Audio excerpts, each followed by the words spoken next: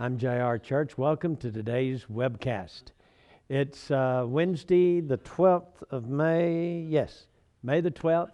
And I'm glad to be here. I have some news for you. Iran is upset over a statement made by a former IDF Chief of Staff, Moshe Ya'alon, that Israel can strike Iran and that offense is the best defense.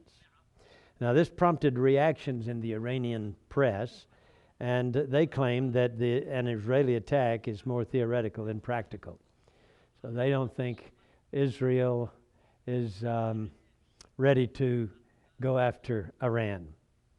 The Arab world widely covered the remarks of Ya'alon, now Minister of Strategic Affairs. He said, quote, "We're already in a military confrontation against Iran," he told a conference of military experts. He said, "There is no doubt that the technological capabilities which improved in recent years have improved range, aerial refueling capabilities, and have brought about a massive improvement in the accuracy of ordnance and intelligence. Most analysts have questioned whether Israel can do any more than slightly delay the Iranian nuclear program. Most attention has been focused on Iran having scattered several nuclear sites throughout the country, buried deep in reinforced concrete bunkers and mountainous regions. However, the failed efforts, now this comes from Israeli National News, the failed efforts of U.S. President Barack Obama to engage Iran in diplomatic talks or to convince the United Nations Security Council to pass harsh sanctions have left the military option as the only alternative to a nuclear Iran. Ya'alon told the Fisher Institute for Air and Space Strategic Studies that Israel is in a proxy war with Iran because of its military and financial aid to the Hezbollah and the Hamas terrorist organizations. He said, quote, "There is no doubt, looking at the overall situation, that we are already in a military confrontation with Iran." He said Iran is the main motivator of those attacking us. Beirut-based policy expert Osama Safa told Iranian government-monitored Press TV that Ya'alon's marks are a diversionary tactic by the Israelis who fear, under a lot of pressure, their military options are shrinking, particularly in Lebanon and Gaza. He added that Ya'alon's marks were more of a provocation. He said, "I do not think will materialize or has any potential to materialize anytime soon because an attack is more theoretical than practical." You know, the Arabs are really feeling their Cheerios, aren't they? American journalist Dan Schechter, who specializes in the areas of human rights and the media, told Press TV, quote, "This is a part of a war of words not only directed at Iran but at the United States. Basically, they're trying to pressure the United States, first to stop pressuring them on settlements, and secondly, to take stronger action to impose stronger sanctions by threatening, a kind of military option. This is all sort of a psychological warfare stage that's going on now. With statements of this type, I think we're going to see more of it." Schechter also charged that if Iran did not exist, Israel would need to invent Iran in order to divert attention from the Palestinian Authority-Israeli struggle. As if Israel needed a boogeyman. I mean, they've only got, 1.5 billion Muslims throughout the world, over there in the Middle East. Israel is surrounded by enemies. They need to invent one? Give me a break. Israel is escalating the rhetoric, he said, but added this, as far and did you hear that? This, this little word, it has become a cliche, first among kids and teenagers today, and now it's into the more intellectual stupidity. Anyway, the more noise that Israel makes, the more government in Tehran can also respond in kind and needs to prepare defensively and all the rest of it. So in a sense, this war of words is functional for both sides right now. This comes from Israel National News.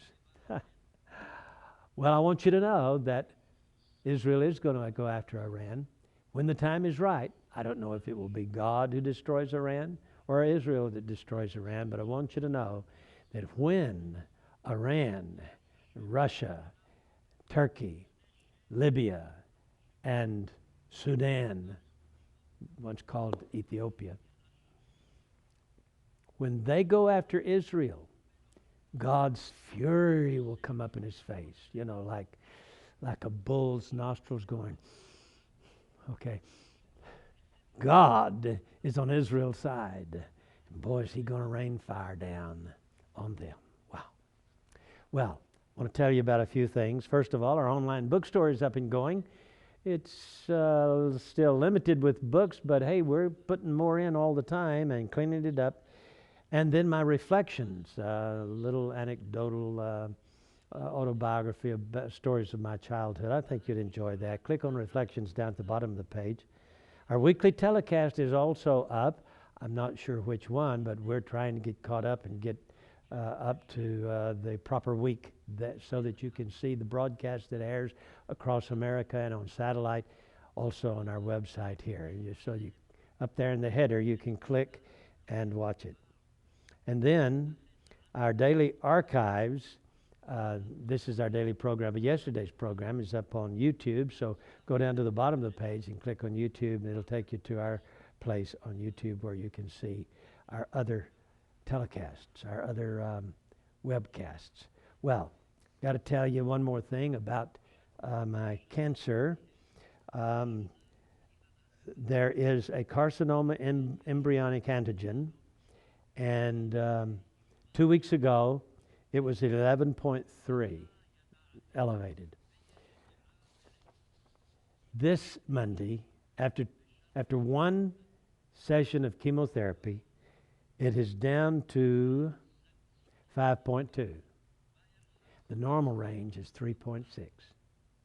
So it went from 11.3 down to 5.2, and hopefully in another couple of weeks I'll be able to tell you it's normal. Now I don't know if that means that I'm cancer-free. If all the cancer's killed, probably not. But it will mean that I'm in remission. And so as soon as I get over these 2 more sessions, I've had 2 sessions of chemo, I'll have 2 more. And then hopefully my hair will grow back. Because I want you to know it's falling out now. I don't know what I'm going to look like in a couple of weeks.